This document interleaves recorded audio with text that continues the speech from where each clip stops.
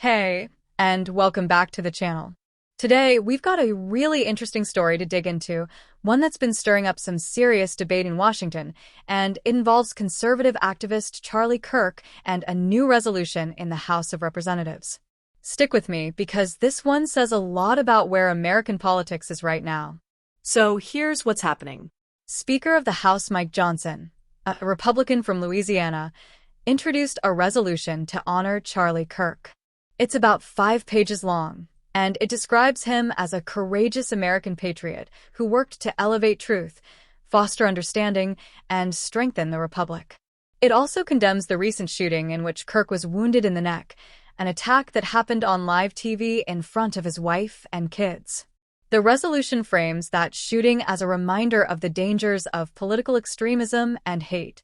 Now, Republicans have rallied behind this. 165 of them signed on as co-sponsors. But not a single Democrat joined them. And that's where things get complicated. Some Democrats say the resolution goes beyond condemning violence and veers into glorifying Kirk in ways they're uncomfortable with. They feel like the whole thing is a political trap. One Democrat actually told Axios, "We're being totally set up." Think about that for a second. Should condemning violence against a political opponent really feel like a setup? Or is that just how polarized things have become?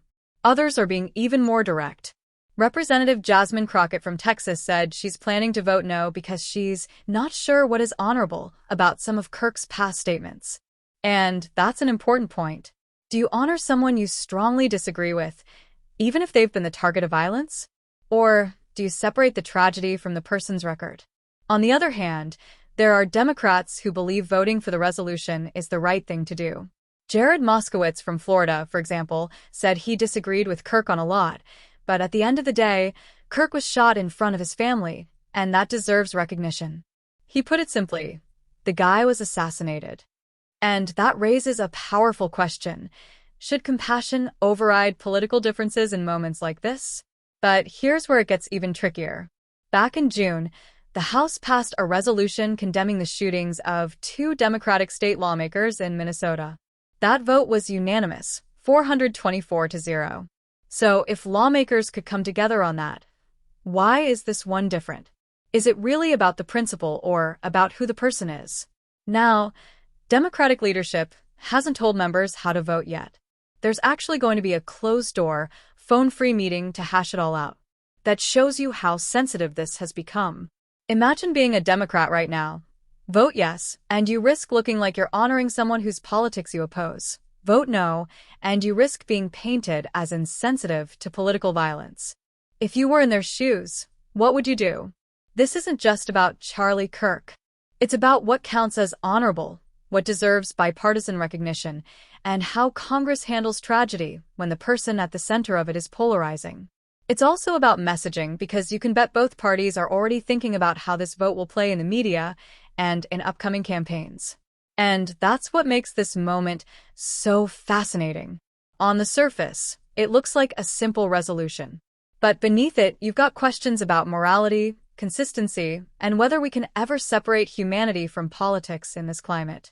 Do we need more empathy in politics, or is this resolution just another political tool dressed up as compassion? I'm curious what you think.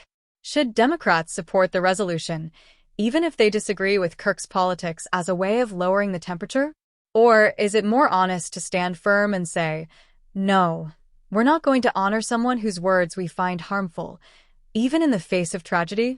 That's the crossroads House Democrats are standing at right now, and however they decide, it's going to say a lot about where American politics goes next. Thanks so much for spending a few minutes with me today.